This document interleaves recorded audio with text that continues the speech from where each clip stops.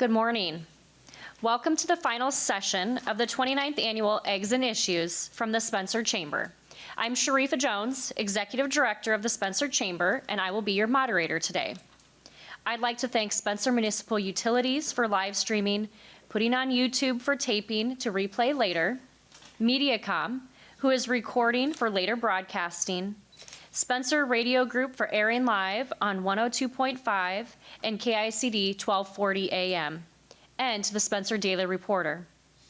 We will start today by having our guest legislators give a brief opening statement. Then I will open the floor to those who are in attendance this morning to ask questions. And finally, we'll address any questions that have been submitted on the form in the entryway. I would welcome you at any point to add a question to that form. Please remember, the goal of this forum is to try to cover as many topics as possible in the time allowed. All questions will be shared with the legislators, so they may follow up with those who have asked them.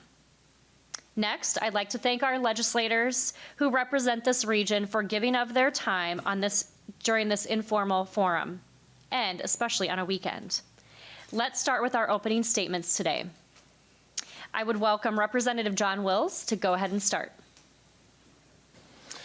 Thank you, Sharifa, and thank you all for being here today. It's really good to be able to see you all in person again, especially on a nice, bright, sunny day as it is today, and we can be thankful that we have the great weather that we do. This week, we really dealt with Funnel Week, which is it's a very interesting week because it's busy. It's a busy week where we're dealing with a lot of bills and trying to decide what bills are going to actually go on to become law if the Senate would pass them or the House passes Senate bills and then the governor signs them. So we have a lot of different issues, a lot of different things happening we have 2 funnel weeks. This is the second funnel week, and so we just have a lot of things that we are dealing with, a lot of business that we're dealing with both in committee and then just a little bit on the House floor. So this week was exactly that. We just had a lot of busy work, I guess, if you want to call it that, in which we passed some things and some things just failed and are no longer going to be viable.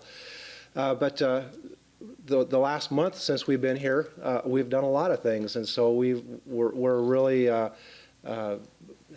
had a really good year so far as good conservative bills that we've passed through the Iowa House.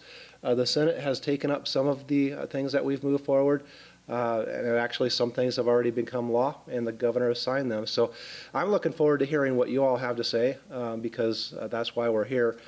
So I'll stop talking and going on and on, but hopefully you have some good questions for us today, and I look forward to hearing that. Great. Thank you so much, Representative Wills. Representative Jones.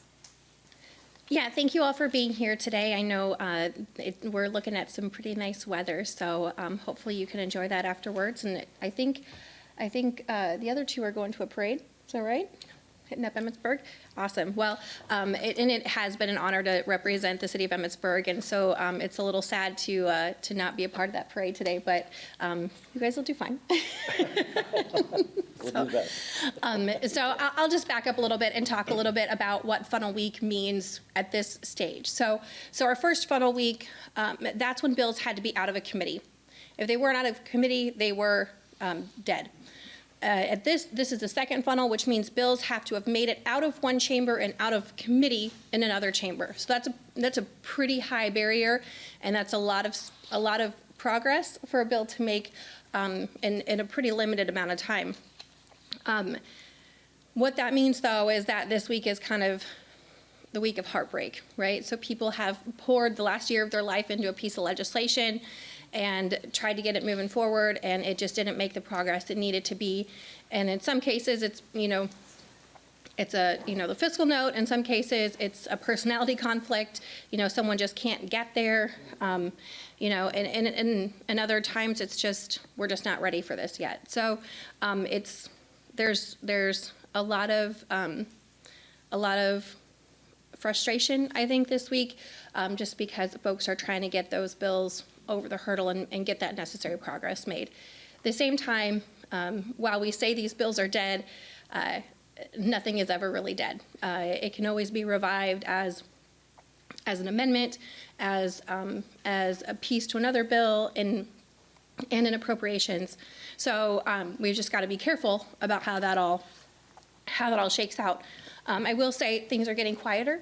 I think there is a lot of kind of buzzing around, but floor debate has. We didn't pass very many bills out this last week, just because things as the funnel narrows things in, things do get a little bit quieter. But the job's still getting done. Appropriations bills are moving, and we're heading towards adjournment at a pretty decent pace. So I suspect we'll get out early, and that only helps Iowans. So I'll end my comments there, and thank you.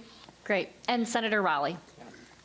Well, good morning, everybody. It's great to see you. You know, after how many forums? This is our third one. I'm starting to recognize everybody's face and get a little more comfortable. And it is a beautiful day. And John and I are heading off to a parade after this. And so we hope to have 60 degrees and sunshine and no cold wind. And that'll be the nicest thing. A couple things that we haven't talked about, Congressman Feenstra stopped in and saw our caucus on Monday. We were really thrilled to have him bop in and give us an update of what's going on at the federal level and some of the issues that they're dealing with. And it got us very, very inspired. He's just quite a person, and we're so blessed, really, to have somebody like that representing us. So I want to pass that on. The other things, on a more serious note, one of the first things that happened Tuesday morning is we had a resolution for Ukraine. And it was a joint resolution where Senator Zach Nunn stood up and led it off, and it was bipartisan. And it was a very, very solemn moment. And the prayers that day, every day we open with prayer. And the Pledge of Allegiance and the prayers that day also were for Ukraine and the people of the Ukraine. What we're witnessing in the world scene right now is reminiscent, for some of us who are old enough, of previous wars in the past, and it's a little disturbing at best. But anyway, we stand behind them. I don't know if people realize we have a lot of trade with Ukraine, millions and millions of dollars of exports and imports that come in from there. So I wanted to bring that up as well. So please keep them in your prayers.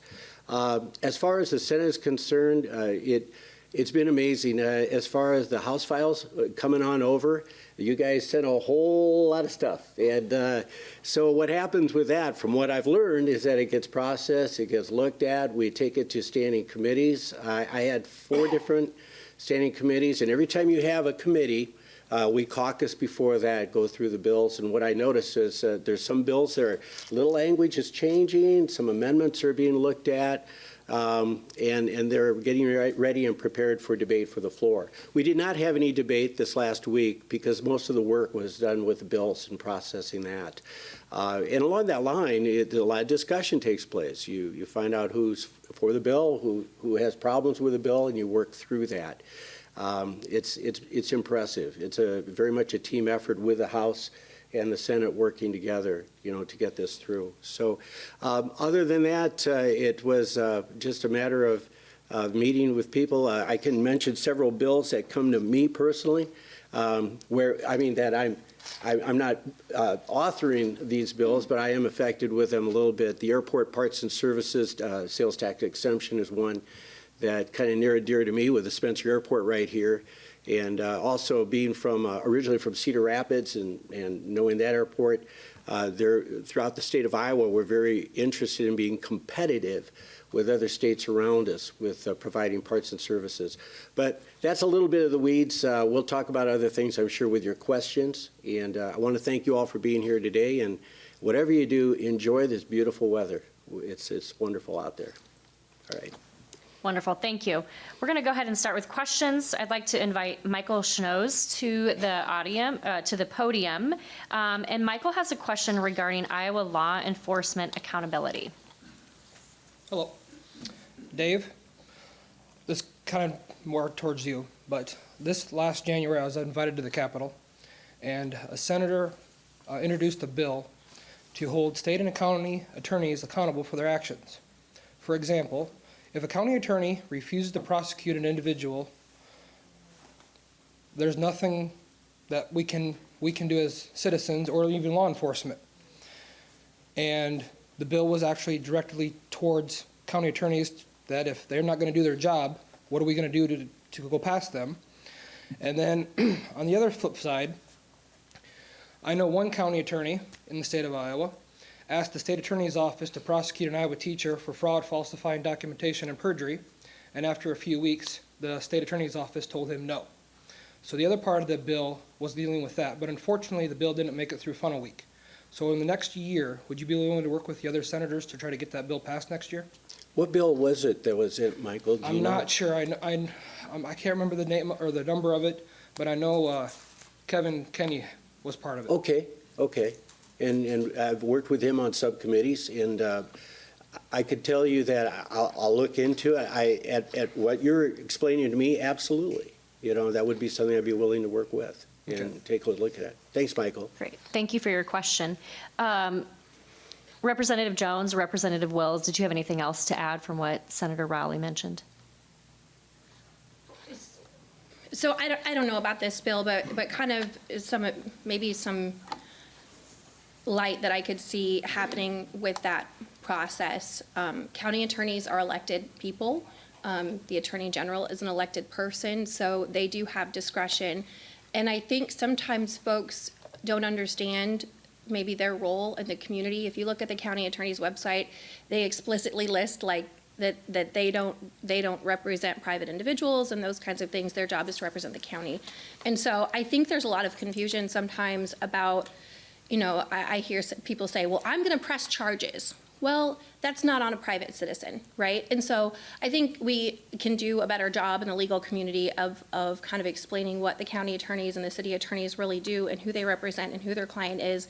They're not just like a public, a lawyer for the public in general, right? So they're not doing family law, they're not drafting wills for folks and that kind of thing. So I think there is some confusion there, and so people get mad when, I'll have people come to me and say, well, they're not doing this for me, and it's not really in their realm to be doing that. They're representing the county or the city. So just clarifying that. Great, thank you. Representative Wills. Yeah, thanks for the question. It's a tough question to answer because, yes, county attorneys are elected officials. So to hold them accountable, you just vote them out of office. That's the right answer. But also, I see the other side of the point. I see the other side of the coin because county attorneys are the ones who are supposed to enforce the nickel deposit, the bottle bill. And yet, you'll not see a single county attorney enforcing that bottle bill. And so, I don't know what the right answer is. This is really the first chance I've ever had of dealing with this question. But I can see both sides of the story. I can see both sides of that issue that, yes, county attorneys are supposed to be the one that represents us and files charges against criminals and people that are bad actors. But yet, I also don't want them to be, doing stuff that's going to be frivolous or cost the county taxpayer a lot of money as well. So it's one of those issues where I would have to really figure out the ins and outs of that one before I'd be willing to say, yes, I'd vote for it or I wouldn't. But it's an interesting one because I don't know what I'd do, to be honest. Great, thank you. With that, I would like to just go ahead and look over a few bills that you've discussed, each of you within your newsletters. So I'd like to go ahead and start with Representative Jones. And we've talked several times about mental health in the state of Iowa. And so specifically, if you'd want to talk a little bit about House File 2549, but also any of the other mental health files that have been discussed this session. Sure. Yeah, so obviously mental health is a big deal, right? But there's not one answer. And a lot of different groups have an answer that will help. But is it going to revolutionize the system overnight? No. And we've been working on mental health for years and years and years. I don't know if there's been a year that I've been there yet that we haven't taken on mental health in some way or another. And so, we kind of have to take these bites as we go along and as we figure out better ways to improve mental health services in our state. So this last week, the House passed 3 bills related to mental health. House File 2529 appropriates funding for 12 new psychiatry residencies at the University of Iowa. And what I really appreciate in that bill is that there is a weight placed on Iowans, because what we know about Iowans going to Iowa schools is that they're probably going to stay here, and we need those people to stay here.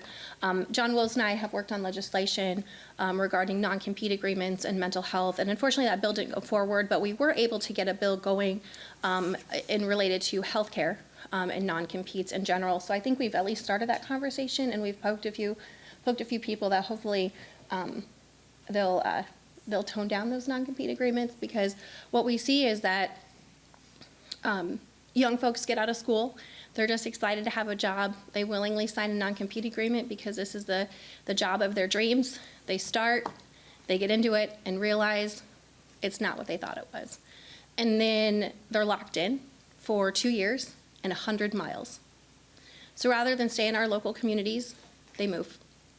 And then they get married, and then they have babies, and they stay elsewhere. And so those kind of non-compete agreements, those super restrictive non-compete agreements, are really, really harmful to our local area when it comes to mental health, and if they're happening in healthcare in this area too. We need those people here. So John and I introduced that bill to do that. In any case, I think we've made progress, just hasn't been legislative progress. We also passed House File 2549, which Sharifa mentioned, and that's a mental health practitioner loan repayment program.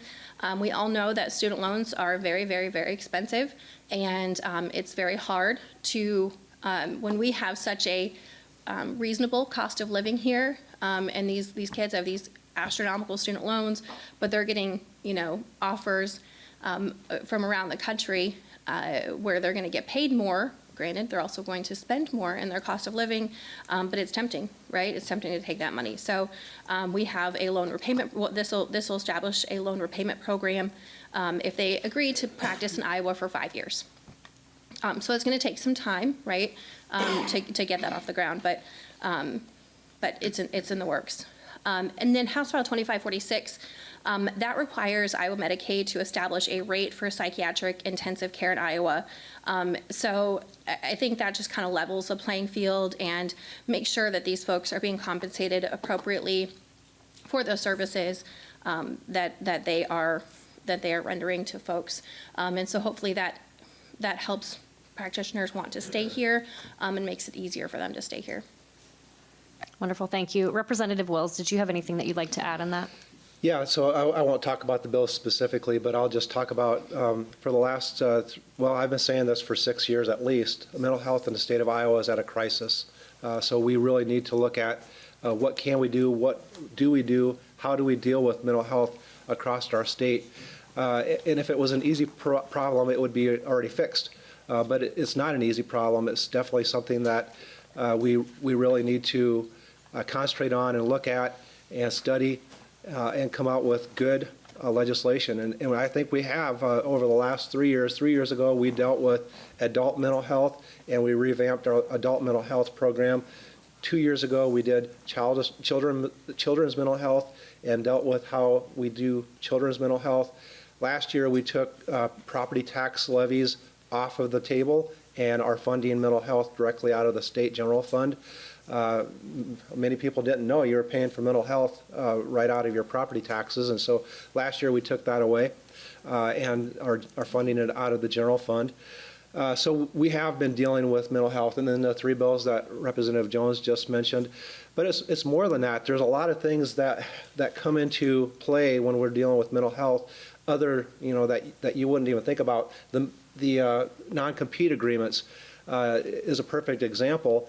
That what we're doing is we're having jobs file non-compete agreements, so people that enter a job have to file a non-compete agreement when it's not really a competitive job. It's, in some instances, mental health jobs, and so then they can't work within a 100-mile radius in that line of business.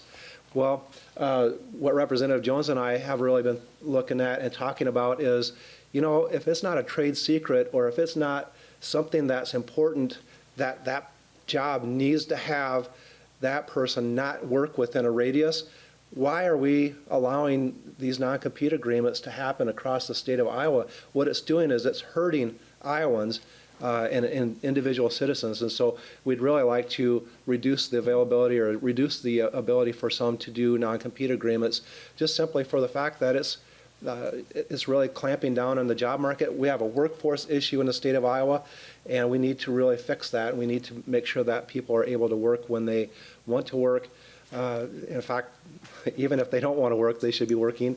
But we really need to have that ability for people to be out in the workforce, enjoying work and enjoying a salary, enjoying the benefits that come with that job. So really, it's more than just mental health, but yet there's a lot that we've been doing, and I'm really proud of what we've done.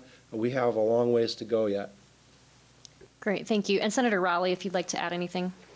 Yeah, the issue on non-competes is definitely a workforce issue. I've dealt with non-competes throughout my whole career on both sides of the fence. And the reason that non-competes are ever set up is because the investment an employer makes in the employee. It's difficult to go through that training and that education and licensing and so on and so forth, and then have somebody within 2 weeks get hired by somebody else, and they lose that. So they feel there's a need from an employer point of view of having something in place. On the other hand, you can have hugely restrictive components. You have your miles radius. Could be 100 miles would be just too much for somebody. That's not reasonable. Or you could have for 5 years or 10 years, and that's certainly not reasonable. And then you have the damages. It could be 2 times whatever the product they were selling, the value or the commission off of that in my case. Those are issues that are very restrictive. In the old days, and I'm not an attorney, but I think restraint of trade was the defense on that you couldn't restrain somebody from doing something they were trained in their career. And the problem is that there's no restraint of trade. They're just saying that you got to move somewhere else, which gets back to our problem. And in workforce, we got to take a hard look at that and start to either reduce it or eliminate it at some stage. And it's a tough discussion because those employers, as I mentioned, there's some very large employers in the state of Iowa that would affect. And so is there a pro rata approach? Is there another approach we could take, to look at that? So that's all in that sausage, if you will, of what we're discussing here on that. With regards to mental health, when I first, we all met, $71 million had been allocated to or increased for mental health. 12 psychiatric beds have been, at least the bill I saw, was for Cherokee, and I think Woodward were 2 for acute care. To try and give some relief there. So I want to assure you that mental health is definitely a priority in this legislature and also in the governors. But I want to address the non-competes. It's a tough issue, and but I look forward to that discussion and seeing what we can do on that. Great, thank you. I'd like to invite Bob Rayner to the podium, and a reminder to please speak directly into the mic so everyone can hear you. And Bob, if you would like to go ahead and ask your question regarding private use of public vehicles. You got one that I had that one before that, but anyway, having worked for the public for about 50 years, one of the things that we never did was to use school vehicles, for an example, for our own purposes and to also drive them home. I have noticed, as regard to that, I have noticed that there's an awful lot of public vehicles that's got signs on the side parked all over and parked at people's homes. I thought it was a rule or a law that you weren't supposed to be using them. But anyway, it's a little out of hand. Great, thank you for your question. Senator Raleigh, if you'd like to go ahead and respond first. I'm not familiar with that situation, how that works, and I don't want to assume, but on the other hand, I'm making some assumption that the question of whether the cost to garage it or whatever in some cases, or if they're working remotely or if they're home office or whatever, I don't know how to address that, Bob, honestly. But I would guess it would depend on the situation. Maybe there's a qualifier where management or somebody in a different position has that available to them for their use. So it's hard to know until we know exactly what the company is, what the public is, and how that's working. Well, I think it makes a lot of difference when you got $4 gas, too. Yes. The public's got to pay for that. Thank you. We'll go ahead and let Representative Wills also respond if you'd like. Thank you for that question. I don't know personally any of that's happening, but I would be absolutely opposed to people using public vehicles for personal use. The only thing I can think of is maybe, and I don't know if this is true, but maybe they're driving them home because they have duties that will take them right away in the morning outside of the area. I'm just making that up right now because I don't know why we would be having people drive public vehicles to their home. That would be, to me, really something we should not be doing, and I would be totally opposed to that. Thank you. And Representative Jones? Yeah, I don't really have much to add, but I will say, you know, living so far from Des Moines, state employees in our area don't have the luxury of being able to drive to Des Moines to drop off the car to pick up their personal vehicle back. So I think there's a lot of grace that we have to give in some of these situations because we do want state employees to be living in rural Iowa. And, you know, in talking with State Auditor Sand, he is encouraging it. He is encouraging young auditors, CPAs to live in rural Iowa after they've worked in his office in Des Moines for a few years, then go out into rural Iowa and still work the auditor's office, but be out in the community in rural Iowa. And so, you know, it's hard to say, dependent on each individual entity and everybody's circumstances. Some people are working from home, some are not, some are on call, and so, you know, I could very well see an easy example is law enforcement. They might just have to get in their car and go. Well, maybe you know, people should be aware of it. Yeah. No, I definitely think that it raises a good question, and certainly there's oversight through the Department of Administrative Services in those vehicles and that fleet. But yeah, I think it's an interesting question. Thank you. Great. Thank you so much. A lot of private businesses have cut this out, so. All right. Thank you for your question. We're going to go ahead and move on to the next question. Ray Forrester, if you would like to come up to the podium, that would be great. Ray has a question regarding biofuels status. Good morning. I'm referencing House File 2128, and it's for the expansion of biofuel availability, specifically E15, or what's known as unleaded 88, throughout the state. I know it made it through the House, and I thank especially Representative Jones for her support on this. And my understanding is it's in Ways and Means on the Senate side. So, Senator Raleigh, do you know the status of the bill and what your position might be on that bill? All right. Thank you. Senator Rowley, if you want to take that. On the biofuels bill, it's in appropriations, as you said. There's a lot of discussion on the sidelines, if you will. I think they're looking at how the votes are going to go on that. I am for the biofuels bill. I do support it. I just think it's too important for the state of Iowa. We are a state that supports ethanol. We use ethanol. We want to support our economy. I think it does a lot of great things for Iowa. And I know the governor, at least from the comments that I've heard from her, and I understand, why would we not, get E15 in going on this?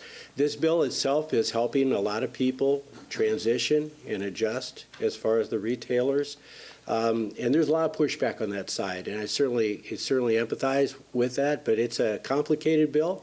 But on the surface, I think it's good for the state of Iowa. And where it's at right now, I can't tell you, Ray. I bet I can look into it and see what the status is, but it's definitely a hot item, if you will. Great. Thank you. And Representative Wills, did you want to add anything? Yeah, I voted for it. I support the bill. It is definitely in the Senate. There's a lot of discussion over there in the Senate. There's specifically a group that's opposed to it. The group is affiliated with Casey's General Stores, and basically Casey's wants more money for the tanks, and that's all they want. And I'm definitely opposed to any amendment that deals with the Casey's amendment because we shouldn't be paying for people's gas tanks in the ground. We don't pay for new combines for farmers. We don't pay for new whatever for any other business. Now, do we have a public interest in making sure that those tanks are E85 compatible? Yeah, I can make a play, or I could see providing some money for those tanks, but just because Casey says that E15 isn't in their business model doesn't mean that they should be allowed to just not support Iowa farmers. Iowa farmers support Casey's, and I'm definitely in favor of the biofuel bill. Thank you. Representative Jones, if you'd like to add. Sure. Yeah, I voted for the bill. I don't think it's without problem. So hopefully those things can be ironed out. I think we just had to get over that hill, right? Get it out of the House so we have like a good set of language to work on, give the Senate some, the tools that we supported generally and that we can work out through negotiation. So I would anticipate this will be one of the last bills passed out of the legislative session just because it's a big bill. It's going to change a lot of things. People are very worried about it, and those concerns are valid. And so hopefully we can iron out some of that stuff, but still make it clear that we support ethanol. Great, thank you. One of the topics that was talked a couple of times during Eggs and Issues as well as during this session, and I'd like you each to address, is specifically on property tax relief. And with that, Megan, I would welcome you to speak first on that. Sure. So there's only so much that we can do on the state level when it comes to property taxes. We took a nice swipe at it. I think that was maybe 2015 or so. Was that your first year? It was after that. After that, okay. So in recent years, we took a nice run at it, but ultimately, and I heard the speaker on the radio a few weeks ago. He just he was outraged by property taxes and the amount of people that come to him and say, "Lower my property taxes," and he said, go to your county supervisors and go to your city officials. And that's really where your property taxes are coming from. And so our hands are really tied and limited as to what we can do when it comes to property taxes. Now, income taxes, let's talk, right? So we've passed a bill to cap income taxes at 3.9%, eliminates income taxes for retirees, and also creates that structure for people who might not have like a single stream of income as a retiree, so farm ground or those kinds of things. So people who have structured their retirement differently than a traditional, 401k. So we really took a big leap when it comes to income taxes. But I mean, as for property taxes, we have very limited opportunities to make those changes at the state level. Great. Representative Wills, did you want to add? Yeah, so property taxes is solely a function of local government. So you've got your city, county, school boards, community colleges, community hospitals, if you happen to have a community hospital. There's maybe a few other smaller things that are encompassing those property taxes, but those are the bulk. So if your property taxes are too high, you've got to talk to those folks. There's nobody else that has the ability to lower those property taxes other than those local folks. Now, I'm totally 100% in favor of the bill that Representative Jones just talked about. We did something a couple years ago that was transparency in property taxes, and it hasn't had the effect that we hoped it would. I'm totally in favor of doing more transparency for property taxes, something similar to what Kansas has just done or Utah has done about 11 years ago. When Utah did it about 11 years ago, it slowed the growth of property taxes by 42%. Now, doesn't ever stop the growth of property taxes because we have inflation. You've got to have growth in order to maintain or to have the services that that the citizens expect. But you can definitely be more cognizant of the fact that those property taxes are local, they're locally controlled, and locally charged to you. Now, what we really need to do, though, is look at how do the local entities deal with those property taxes? How do they let you know that your property taxes are going up? So many times I get called and say, people say, I was just told by my city councilman that you guys are raising our property taxes again. And I'll say, well, tell me how that's possible. Tell me how that is. They said, well, you made the city reevaluate our property values. Well, yes, we do. You've got to reevaluate property values upon occasion, because you can't just 50 years from now all of a sudden raise property values. So you've got to, it's just a good accounting principle to raise property valuations upon occasion. And I think we do that every 2 years. Is that correct? So yes, the state does make the local entities raise valuations, but the local entity could actually lower the levy if that happens.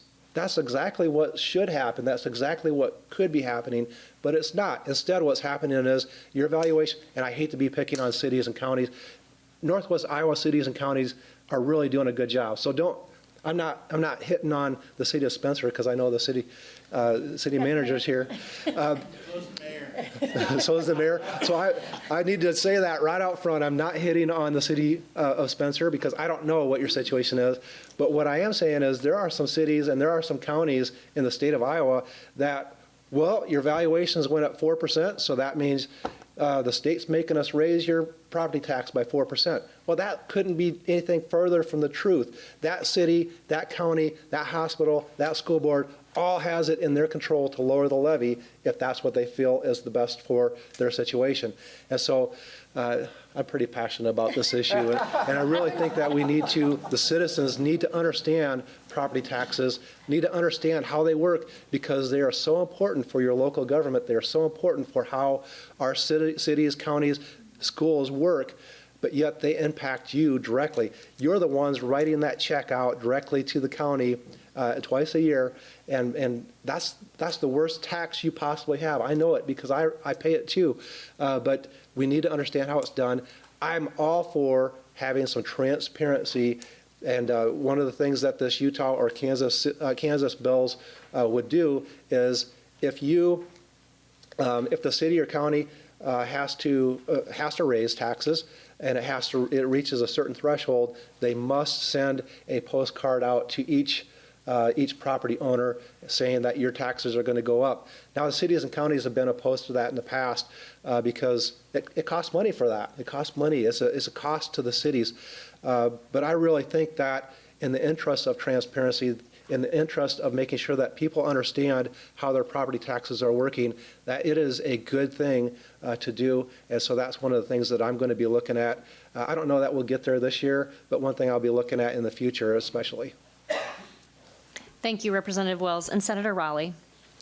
It is a cost to cities. It's also a cost to counties and all local government, and it is a tough one. I know in the legislature, by making mental health a line item, that relieves some property tax relief for all of us in the state of Iowa for taking that off. But when you look at the schools, when you look at our cities, our hospitals, it's kind of like picking a surgeon for your heart. Do you want an okay one, or do you want the best? And that's what it boils down to. Our communities, we want to grow.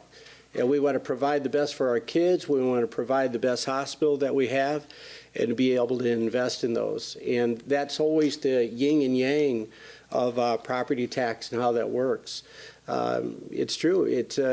Some of the things I know in our county in Dickinson, we'll have the courthouse will be paid off here pretty soon. So we're not servicing that debt anymore. So what will happen? Property taxes will go down. You have, if the hospital is servicing debt, that's through a bonding or however that comes about. When that runs out, we'll see some adjustment there. Assessed value, as John pointed out, Representative Wills pointed out, it's kind of one thing, and then you have your levy on the other hand. So it's interesting when you compare assessed values where I live And I compare it to other cities like Cedar Rapids or Des Moines, and it's amazing the difference. You will see a difference there that really isn't quite as bad as it looks. But we're talking about our communities. We're talking about the property taxes we pay where we live, and I understand that. It's always kind of that little bit of gravel in your shoe. It kind of bothers you, and you come back to it. But it does start at local. So when those decisions are made for that bonding issue, or when that, to build that new building, those are the things that communication has to be very strong, has to be transparent, and has to show the effects, so it's no surprise for the citizens that are going to be paying for that bill. Great, thank you. I would like to invite Lynn Evans to the podium. Lynn has a question regarding addressing teacher shortages. Good morning. Thanks for your service, and thanks for taking time to come out and speak with us today. I really appreciate it.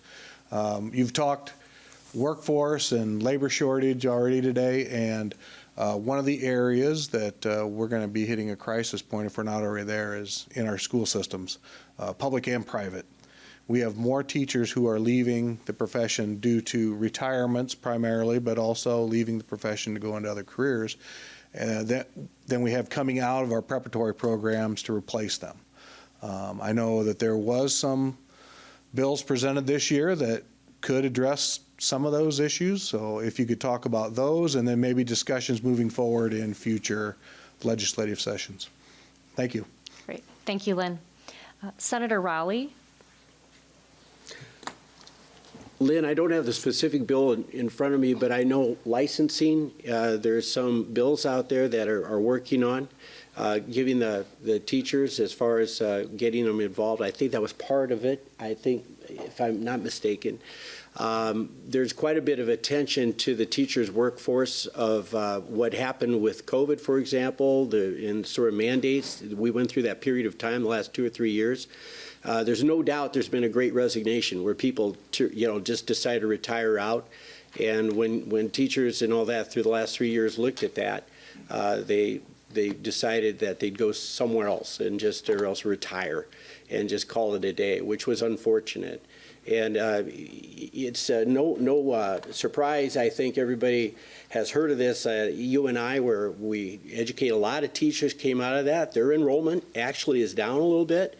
And I know the governor's plan and strategy is to build this up, invest more money in it, and as much, and give some opportunities for younger people to take a hard look at becoming a teacher in the state of Iowa and staying here.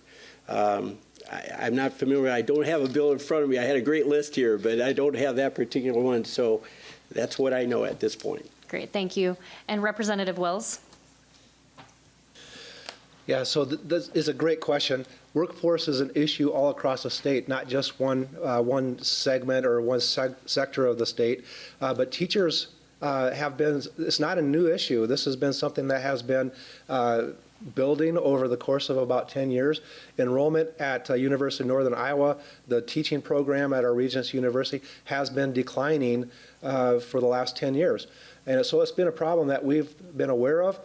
We haven't done a lot towards dealing with it, because how do you deal with it?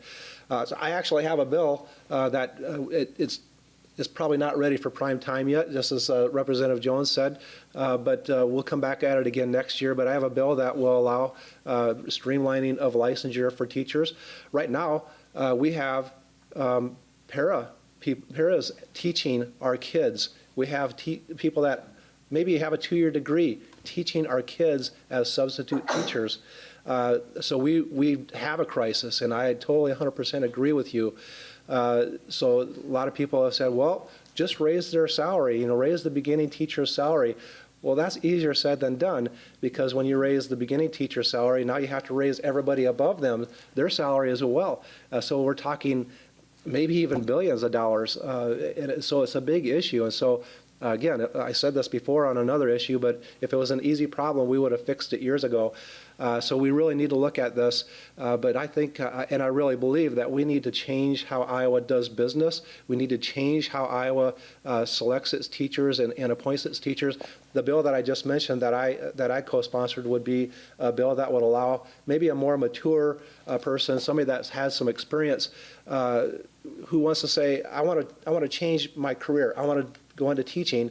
It would allow them to go into teaching after they complete some coursework and take a test that proves that they know how to teach the course that they're going to teach, but also know how to do a lesson plan, how to do the teacher stuff.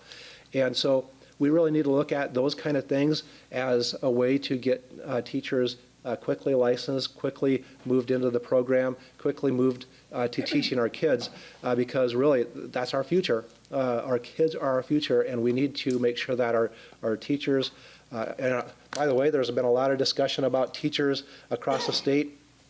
I think especially our Northwest Iowa teachers are doing an excellent job, and so we need to really make sure that we understand that we're not attacking teachers in the State House by filing certain bills or filing different things. We do have parents that are interested in having some changes made, but teachers are doing an excellent job in Northwest Iowa. So we really need to look at ways of gaining more teachers, getting more teachers in the workforce, because our kids deserve it. Great, thank you. And Representative Jones. Yeah, so I appreciate this question because I think this is really important, and I can remember, the days of COVID when, if my kid got exposed, he was in preschool, and in 2020, and 4-year-old preschool, and his whole class got exposed, and so we were all home for 2 weeks, and I wanted to resign teaching too. I feel that, and I fired my husband because he did not understand the 10 frame. So my heart goes out to those folks, and I know that the pandemic really impacted education in a lot of different ways. In some ways, it's great, the bump up in technology, the amount of internet access that we were really focusing on, broadband and those kinds of things. But I think a lot of parents really realized, holy cow, this is a lot. And watching those Zoom classes, and you've got 20 kids, and somebody's, I gotta go to the bathroom. It revolutionized education. And so I think first, one thing that the legislature can do without passing a law is to back off. I think the bills that we introduce, we need to be more mindful of how, that it's not just throwing an idea out there, that it's scaring people, and it's scaring teachers out of the profession. It is worrisome to them. It is burdensome. They're tired of getting yelled at, and I get that. Sitting up here, I get that. The legislators understand that, but I think we need to, at some degree, just stay in our lane. We shouldn't be putting cameras in the classroom. That creates a whole big set of issues. I mean, just from a legal perspective, I mean, finding out where kids are that shouldn't be publicly broadcast. I mean, schools already have you sign waivers, whether your kid can be in pictures and advertisements and those kinds of things. Now we're going to broadcast those kids on a camera, live stream, so that anybody can pop in. There are more issues there than the content and the curriculum. It's about keeping those kiddos safe. So, I think one thing that we can do is just lay off and be more mindful of those bills that are being introduced. But there are some things that we can do. John talked a little bit about paraeducators, and I kind of got in the middle of that because I chair the Administrative Rules Review Committee. And so when the governor let the emergency proclamation expire, there had been a provision in there that allowed paraeducators to substitute.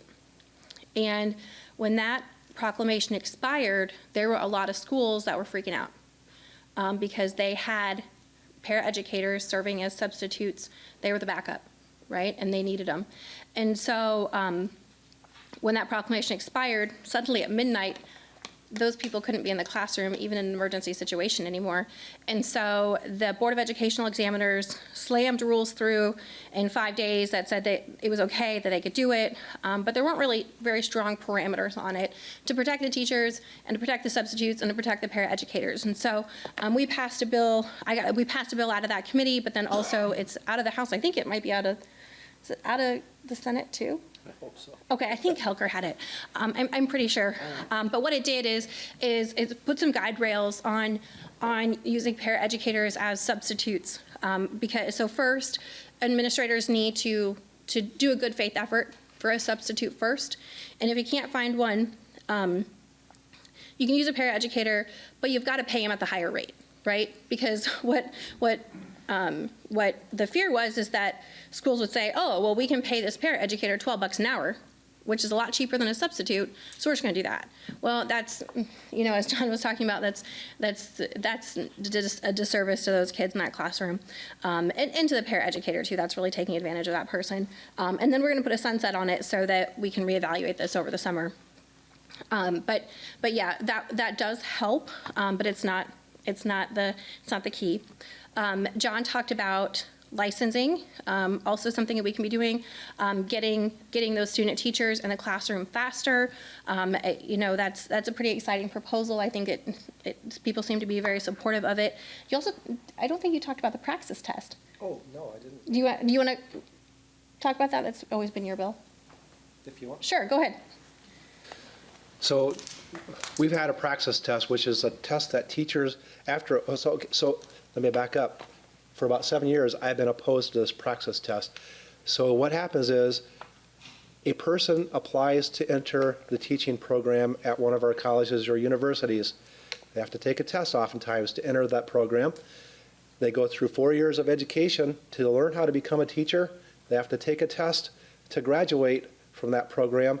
And then we make them take another test to prove that they know what they already know, that they that they took the test for to begin with. Well, I want to get rid of that Praxis test. Some people just aren't very good at test taking, and so I've been really working on that for about 7 years. And so we did a couple years ago. We did kind of reduce it and say we're gonna put a hold on that. I think finally everybody's on board with getting rid of it this year, and I think we're going to get rid of that and make it backdate it to whoever has ever taken the Praxis test in the past and failed. You're now eligible to be a teacher. So that's going to allow a lot of people to enter the workforce that really weren't able to get into the workforce before.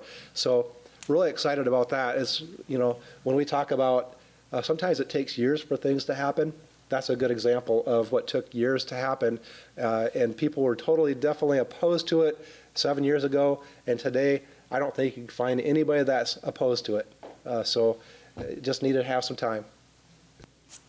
Great. And then, Yep, go if ahead. I could just add some more things. So I got a whole list. Something else that we need to be working with the Board of Educational Examiners on, you spoke a little bit about alternative teacher licensure. We just need to make sure that those folks have the pedagogy and that they know how to teach, right? So they might know the content area, but they don't know how to teach. And so we need to make sure that those folks are capable of teaching before we start moving those things forward. But also, when it comes to Board of Educational Examiners, I think we need to take a deep dive into their administrative rules. And, I just heard from someone the other day that said they renewed their license, and since the last time they had renewed their license, they got their master's. And when they renewed their license, they just click, click, click, and done. Well, you only have 30 days to change your answers, and she, within those 30 days, did not change that she had her master's degree, and so she can't update that for 5 years. Why? Why is there a 30-day cap on that? That doesn't make sense. People make mistakes. It happens. Just let her upgrade it to her master's degree so that we can enjoy the benefits of having a teacher with a master's degree. That's so important. And so because she didn't meet the 30-day deadline, this arbitrary number that someone just created, she has to wait 5 years now. So I think that's just an easy example of some of those rules that we just need to get out of the way so that we can make full use of all of our great teachers. Thanks. Great, thank you. We've talked a little bit about workforce and taxes. However, I would like to invite Lenny Scaletta to the podium. And your question is regarding new people in the workforce and waiving their taxes. That's right. Waiving their taxes or giving them a rebate at the end of a year and then 2 years, maybe, 50%, and then after the next year, they get 35% and then 25% or something. They threw money at them to get them to sit at home. Why can't we, give them some kind of incentive on their wage taxes and/or their home tax to do something like that? In other words, some kind of incentive to do that to get them back to work. And, because there's too many people sitting at home, and then also, school teachers, can you do the same thing for them? Thank you. Great, thank you, Lenny. Representative Wills, if you would want to take the question first. Well, this is kind of a difficult question. I'd like to give everybody a tax break, and I think that's exactly what we just did with the 3.9% rate. I really believe that people shouldn't be sitting at home. They should be in the workforce. They should be working. That's just what we should be doing as people. That's what we should be doing. We should be productive citizens. We should be out and doing things to make our area better. And so I probably would be opposed, not necessarily because I don't like the idea, but because I believe we should treat everybody the same equally. But also, it would cost a lot of money. Right now, the tax cut that we did a few weeks ago was $1.9 billion. We have an $8 billion budget, so almost $9 billion now. So I would say that what you're talking about would be another 1.9 or almost $2 billion just to do that. I like the idea. I think it's got some merit, but I also think let's just make Iowa competitive so that everybody has an equal footing and everybody has the ability to thrive. Everybody has the ability to become successful, and everybody has the same equal ability. Thank you. Representative Jones? Yeah, so I think it's an interesting idea, and I think we've kind of looked at some of those proposals in the past. I know I've introduced bills to eliminate the state income tax entirely for childcare providers because, the problem that we face in childcare is that they're not getting paid enough, but, we also have to make it so that parents can afford it, right? So I thought that was an easy way to bump up their take-home pay without putting that on the backs of working families. That bill didn't pass. But I think we had some good conversations about how we can attract and keep high-need employees here. That said, when it comes to unemployment, I think we have 60,000 people on unemployment. Is that right? Is that the number you guys are hearing? Okay. And I think we have something like 110 or 120,000 jobs available. Right. So even if all of those people came off of unemployment and went into the workforce, we would still be short. So I don't think looking at unemployment is the end-all be-all. And, I've got a lot of folks that have contacted me and said, look, I'm a seasonal employee. They're a construction worker, or they have high skills in a certain area that area only, can only work dependent on the Iowa weather, right? And so it's easy to look at that 60,000 and say, well, get them all to work. But some of those folks are just seasonal employees that have high skills. Their employers don't want to lose them during the winter months, but they can't be utilized because they probably work outside, right? So, but they're highly skilled, and we need them here because they know how to operate an excavator, and not everybody can do that. So, that number is not just people who don't have a job lined up, right? We do have the first-time homebuyers tax credit. There are some other incentives, available to people who want to move here, and to make it easier for them to live here. But yeah, I'm always open for those opportunities. Thank you. And Senator Raleigh? Well, Lenny, it's a real interesting idea. I think it is. It's interesting in the sense that The problem with it, and I'll get right to that, is when legislators make a answer or try to solve that problem, it is such a broad across the state answer to it that I'm not sure if we're incenting the right people or, you're really getting the focus of those. Because what we're talking about is behavior modification. We're trying to get a group of people, get them more incentive to get them more in the workforce.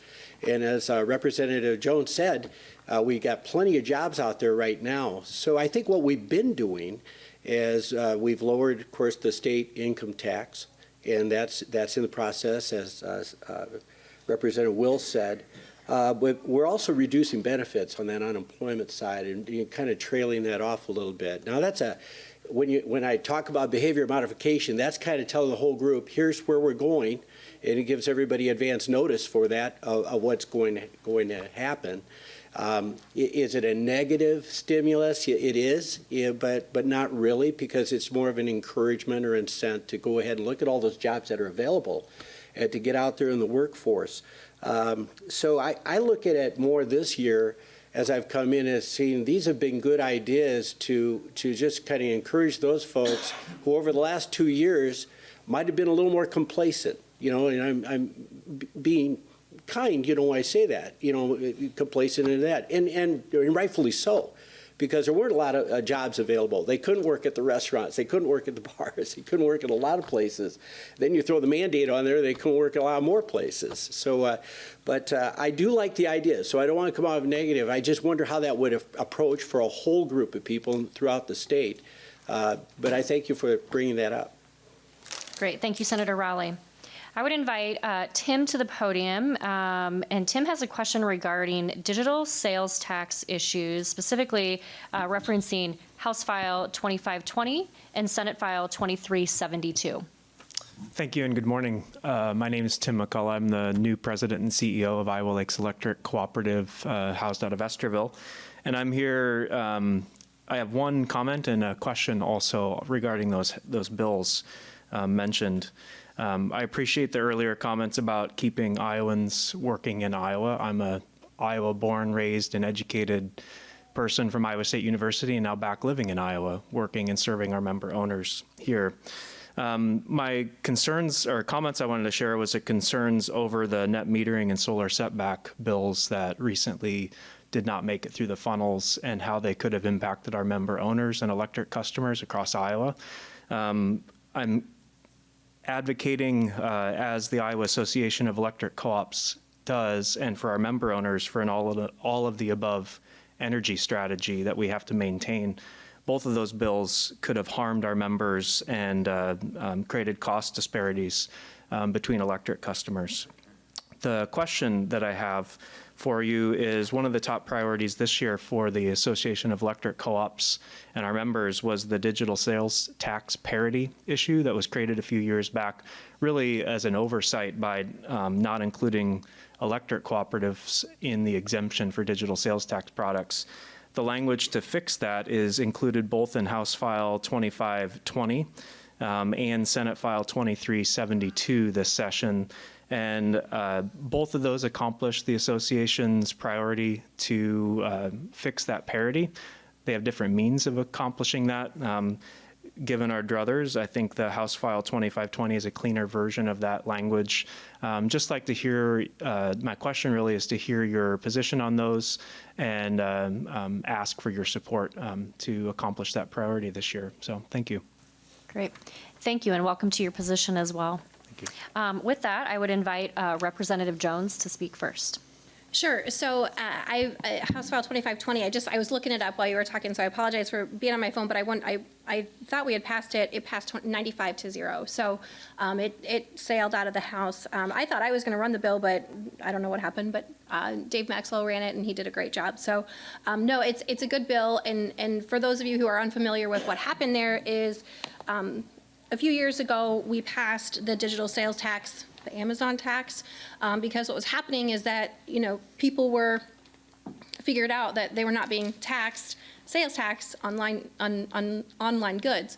And a lot of people buy a lot of things online. And the example I always use is that there's a funeral director in our caucus, and He said in 1 year, he had 3 families come into his shop, pick out their casket, arrange all their services and everything, walk out the door and buy it online because they didn't have to pay the sales tax. And if people are doing that for caskets, they're doing that to Main Street. And so we needed to level the playing field for Main Street businesses, and so we did that. There were some exemptions in there, particularly when it came to digital software, because I think TurboTax is probably the best example here, is that if you went to the store to buy it, you would have had to pay sales tax on it, but if you downloaded it online, you would have not had to pay sales tax on it, but it's the same product. And so, so there were some exemptions listed out in there, and there were some exemptions when it came to energy providers, and the electric cooperatives just somehow got left off the list. And I don't think it was intentional, but it needs to be fixed. And so, and I mean that your costs come right back to your members. And so, so this bill fixes it, and I supported it. I would have been happy to run it too. It's a good bill and just levels the playing field. Thank you. Great, thank you. Senator Raleigh, if you want to talk about the Senate file. I'm not familiar with the Senate files, so I have to be upfront with you on that, Tim. Yeah. You know, but the overview that Representative Jones just gave, I'll follow up with her and then see where we're at. And if it comes in the next session, absolutely. I appreciate that, and if I may just state one more, it's my understanding that the Senate File 2372 accomplishes the same outcome that would fix the disparity, Good. but it adds additional exemptions and has some additional impact to other parties there. So between the two, the House File 2520, from a co-op perspective, is a better version of the language. So Good. ask for your support on that. Got him Thank down. you. Thank you. Yep. And Representative Wills, if you had anything you'd like to add? Yeah, Representative Jones did a really good job of explaining how we arrived at where we're at. And it's just, every time we do a bill in Des Moines, there's intended consequences, which the Wayfair decision that's a Supreme Court decision. We intended to make sure that everybody was charged sales tax equally. We had some exemptions that we added. We overlooked rural electric cooperatives. And so this is going to fix it. And I will just, Senator Raleigh is new, so I just want to make sure that he knows that House bills are always better than Senate bills. So just go ahead and vote for that House bill.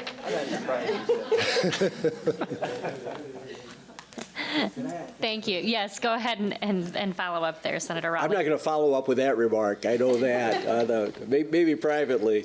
One thing I have learned this session is that, and this illustrates so well, when I first arrived, and you'll appreciate this, Tim, when one lever goes up, 3 go down. You know, that's what they said. You know, when we go in there's a lot of horse trading, there's a lot of amending to the bills, and a lot of activity going on. But anyway, I just wanted to add that. It was kind of a visual that I think it's interesting to think about. Because we do try to solve those problems, and those unintended consequences, they're out there. So you just have to make sure you're doing all you need to do, due diligence, to make sure that you're as good as can be. Great. Thank you. And Senator Raleigh, I'd like to go ahead and have you just share a little bit about some of the work that you did on the Human Resources Committee, and specifically if you would talk about the House File 2198 regarding the minimum age for employees. Yep. Yeah, I'm floor managing this bill. It's a pretty common sense bill. So it's forfeiture of bail. If a defendant didn't show up in court, they have 10 days to either reschedule, go back there to prove that they got to show up before the bail is forfeited. So, for example, you have a $10,000 bail and somebody put down $1,000 for you, you forfeit that bail within 10 days. This is a pretty common sense rule. I think we all know that over COVID that the courts got backed up. A lot of things happened over the past few years. But this allows 30 days for a defendant to then go in and show just cause, you know, why they didn't show up. So it's a bill that's going to be out there, and I expect it to be on the floor. It's a non-controversial bill, a very, very easy one to deal with. Good. And would you also talk about 2198, and that's a bill relating to the minimum age for employees within the child daycare facilities specifically. Right. So this bill is related to minimum age for employees. I have it on my newsletter. And the issue was, in a daycare setting, is it reasonable to allow for 16 and 17-year-olds to watch daycare and be there unsupervised or with supervision, and as a solo employee? They got a lot of spirited discussion, a lot of people with concerns and fears, naturally. The way I viewed it, quite honestly, is in my past, I was a lifeguard at age 16, 17, 18. We have kids that are working that age is in care centers with supervision, and some with limited or none supervision. So I viewed this as a positive move to help with workforce, help reinforce daycare.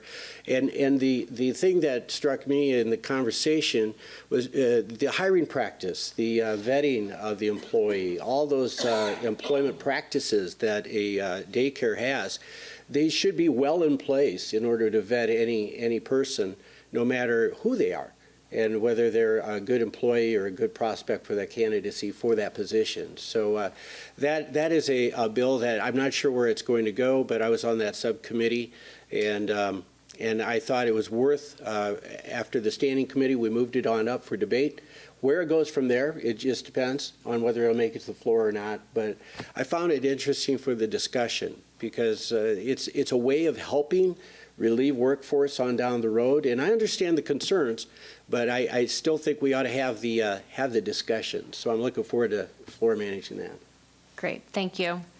With that, I'd like to talk a little bit, and John, you mentioned this in your newsletter, actually, specifically House File 2379, and I think we talked a little bit about this maybe during the last Eggs and Issues, and it's an act regarding alcoholic beverage control and the sale of those items, beer and liquor specifically.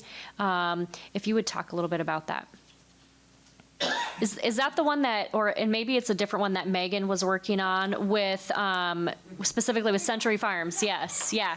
Let me handle your bill. No, it is my bill, but it is really exciting for Spencer. It's still alive, but it's probably on life support, admittedly. But 2525 lets native distilled spirits be shipped into Iowa and outside of Iowa. And so what the problem is, Century Farms, if you're not familiar with their business model, you, as a farmer, you take a 50 bushel seed bag to their office, and they make whiskey out of it. And so the bottles that you get have stickers on them that say this was grown in Clay County, this was grown at this specific farm, and it has a little QR code on it. You scan it with your phone, and it tells you the story of that farm. And it is fascinating to read the stories of farms in Clay County. Do you know that there's one farm in Clay County that's always been owned by women? How cool is that? And so just being able to read some of those stories is just really, it's such a brand for our community and our county. But the problem is that you have a lot of landowners or family members outside of this region that want a bottle of that whiskey that was grown on their family farm. So how do you get it there? Well, people are like, just ship it. Well, you can't. Can't do that. So you can ship wine. You can't ship the booze. So we try to follow the pattern of wine and make that into native distilled spirits. So the folks that are actually distilling their spirits here in our state would then be able to ship it. Now there'd have to be a bunch of permits involved. The ABD would have to be involved, and then of course the shippers would have to have a permit as well, because we want to make sure that it's getting into the hands of adults and those kinds of things.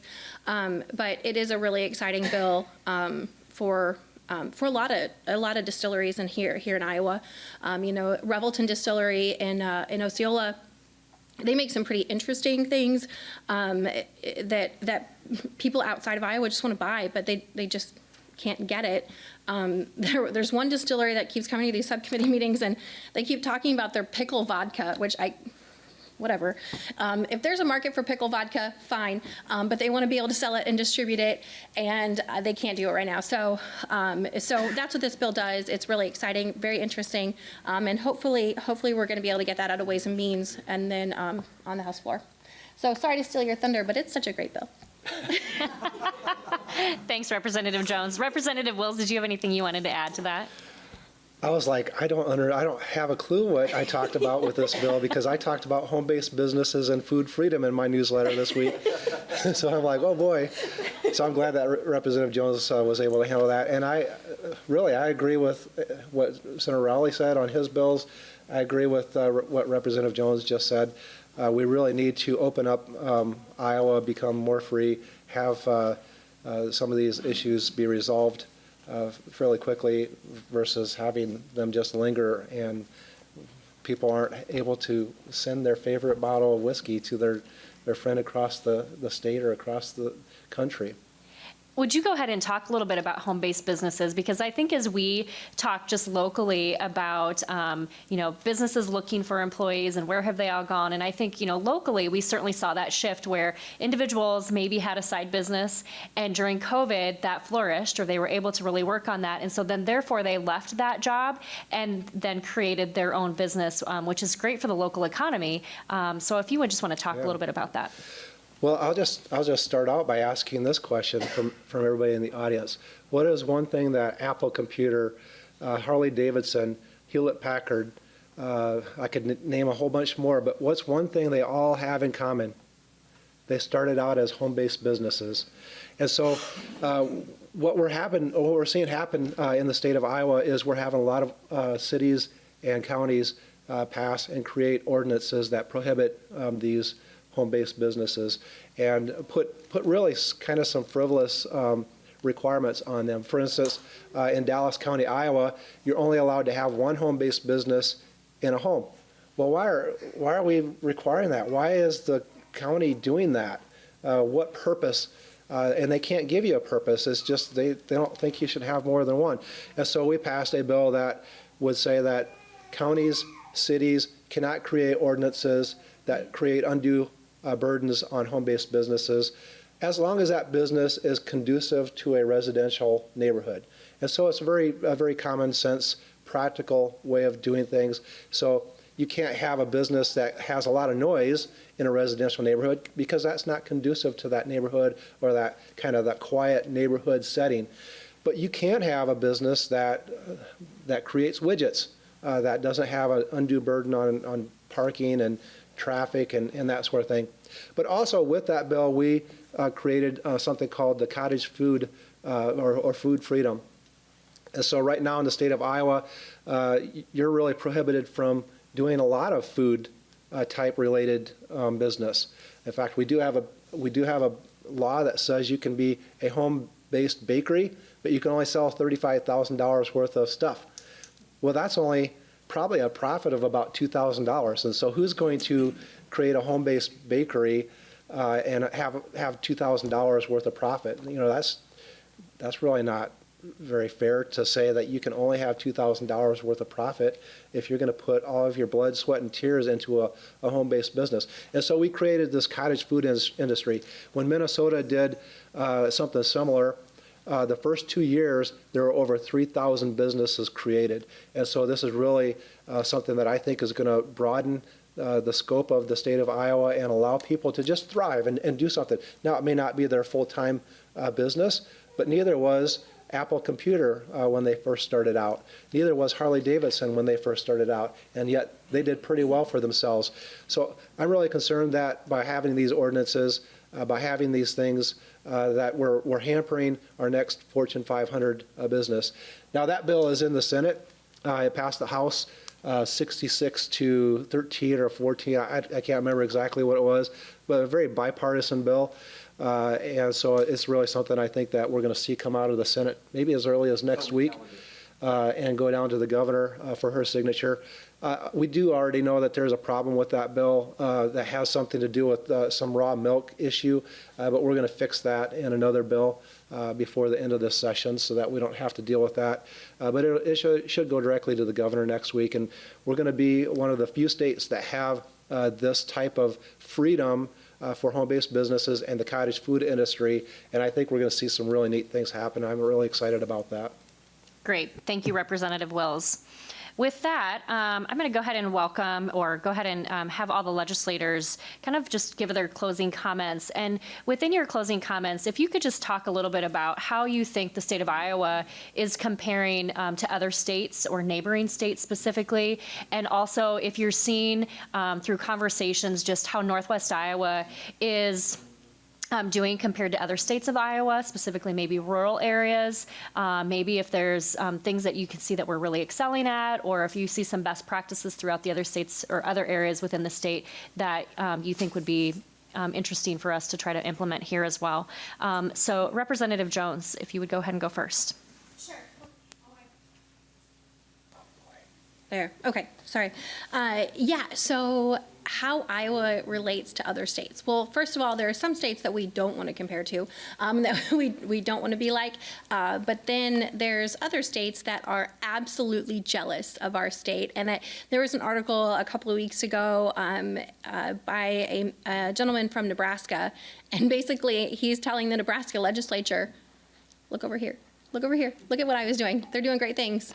We should be doing that too. So I think there's states that are pretty excited about copying what we're doing here because we are having such great success. Closing comments wise, just a few quick little bills that people have emailed me about. And there's plenty of others, but one that has taken particular interest, the daylight savings time bill. So what that bill does, it's over in the Senate now, but it puts Iowa in line with one of 19 other states. So if the federal government would be so willing as to allow states to switch over to permanent daylight savings time, that would put us on that list. States can currently switch over to standard time at any point that they so choose, but it just seems to be that people anecdotally just favor daylight savings time more. And then coupled with all of that, the United States Senate passed legislation unanimously to make daylight savings time permanent throughout the country. We did get a bill out of the House, and I think it's moving in the Senate on some drainage issues that are stemming out of Clay County.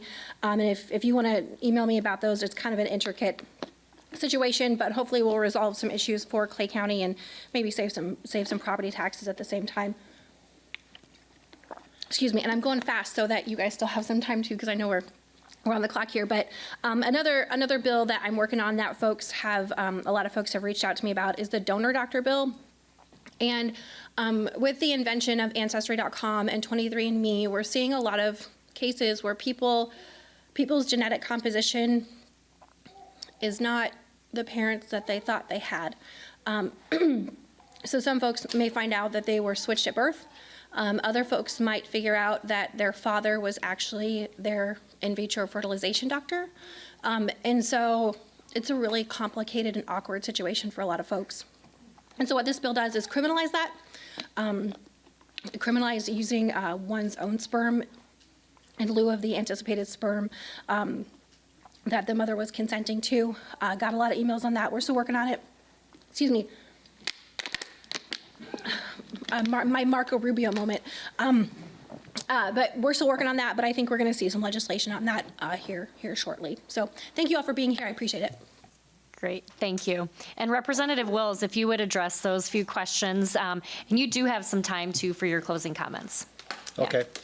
Well, thank you for all you for being here today. This has been a great forum, and I really appreciate hearing what you all have to say and the questions that you ask.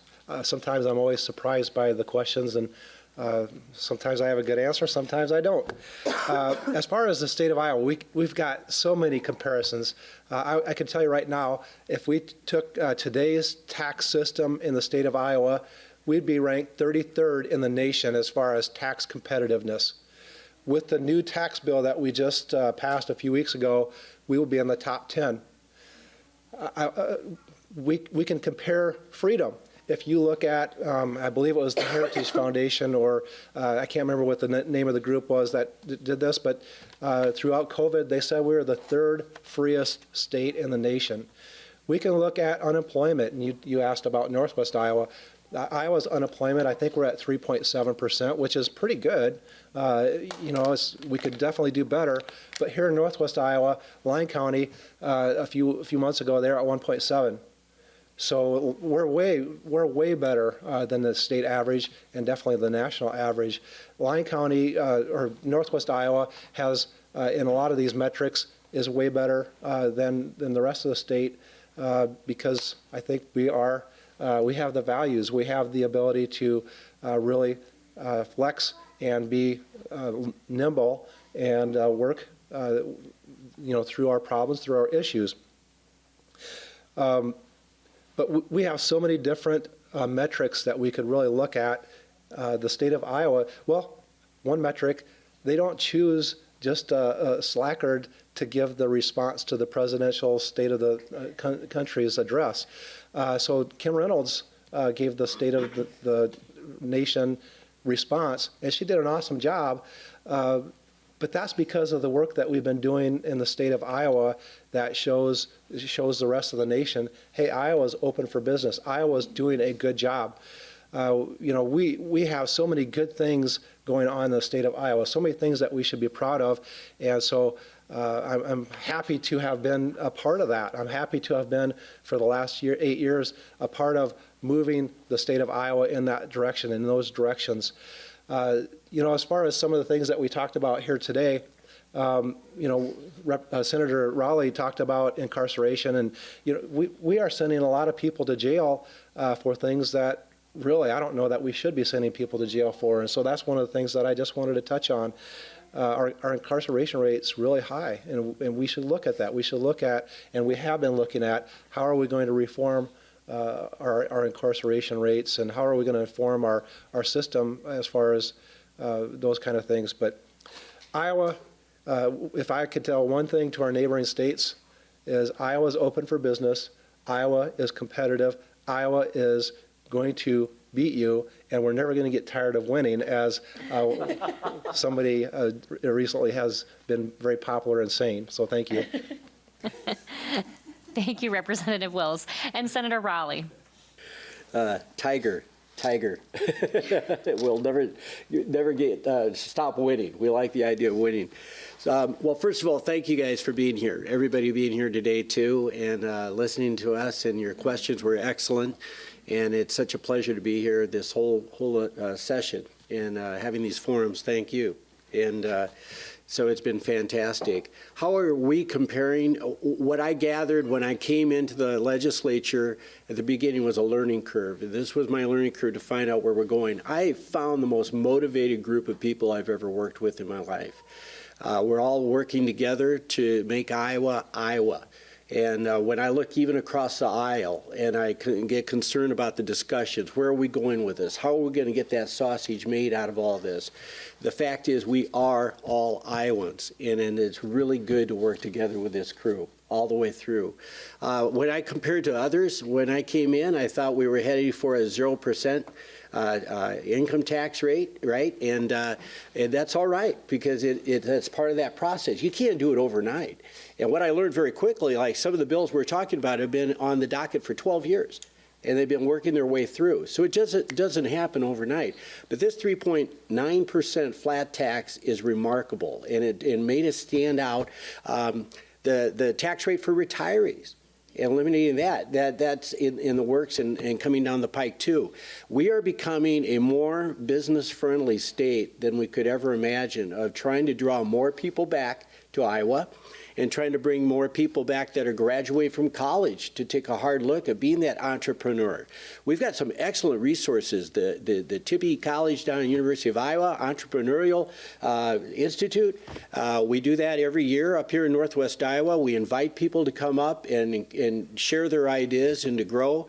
I think all of the things we've been talking about today in this whole session has been a very, very positive, motivating factor for where we're going the next 5 years. And I'm a firm believer, you can't just look at a business strategy or plan and look out 1 year. You got to be looking out 5 years, you got to be looking out 10 years and going forward. And this sets that pace going. I mean, the discussions that we have in the Senate, and I'm sure it's going on in the House, is where are we going, where are we heading with this? And I think we are heading to 0% if that's our goal. If we're going to do it, if it makes sense. Now, there's always concerns. How do you backfill certain things? How do you even that out? Those are those consequences that have to be well thought through. But compared to other states, we're on a roll, and I'm enjoying it. And it's such a pleasure to be here sharing these ideas with you today. Thank you, Sharifa. Great. Thanks so much, Senator Rowley.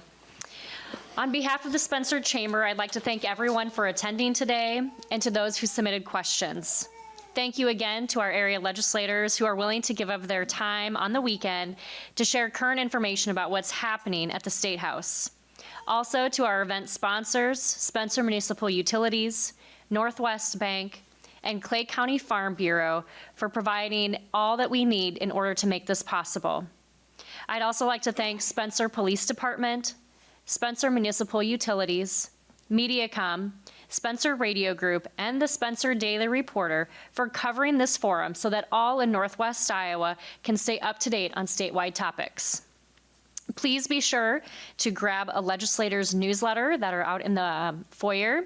Also, remember you can sign up to receive those directly to your inbox. And we plan to see everyone in 2023, and we will get those dates out as soon as possible. Thank you again, and have a great weekend.